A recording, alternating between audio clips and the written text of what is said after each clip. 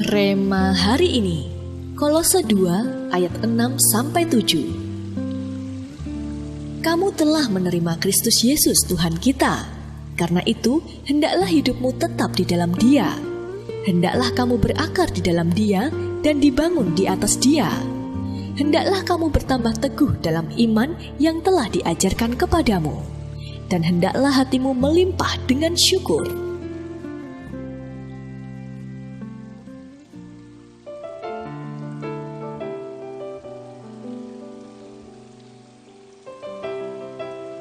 Kekuatan sebuah pohon terletak pada akar-akarnya. Bila pohon itu berakar dalam dan kuat, maka ia akan teguh dan tidak tumbang diterjang angin. Namun bila akarnya tidak kuat, pohon itu dapat tumbang dengan mudah. Selain itu, salah satu tugas akar adalah mencari makanan dan air untuk pohon. Tanpa akar yang dapat mencari air, maka pohon akan layu. Itulah sebabnya, bila kita memotong batang suatu pohon, pohon tersebut masih dapat hidup terus. Tetapi kalau kita memotong akarnya, maka pohon itu akan mati. Lalu apakah fungsi akar rohani dalam kehidupan kita? Akar rohani berfungsi sebagai fondasi hidup yang membuat kita kuat.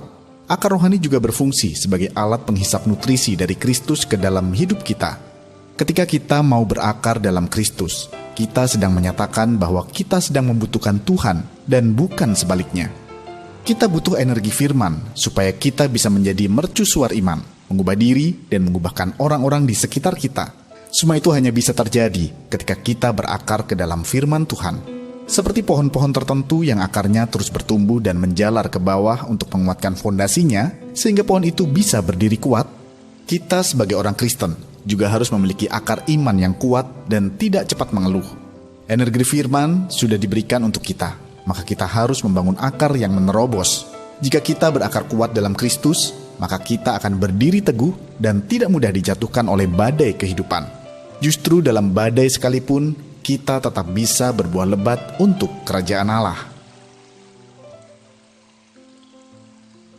Apakah yang dimaksud dengan orang Kristen yang berakar? Mengapa kita perlu menjadi orang Kristen yang berakar?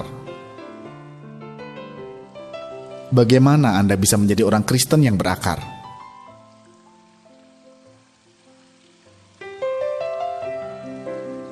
Bapa yang baik, ajari kami dan tuntun kami untuk menjadi pengikut-Mu yang berakar kuat dalam-Mu. Biarlah kami boleh menjadi orang Kristen yang tetap berdiri teguh dalam badai sekalipun dan menghasilkan buah yang menyenangkan hati-Mu. Di dalam nama Tuhan Yesus, kami berdoa. Amin.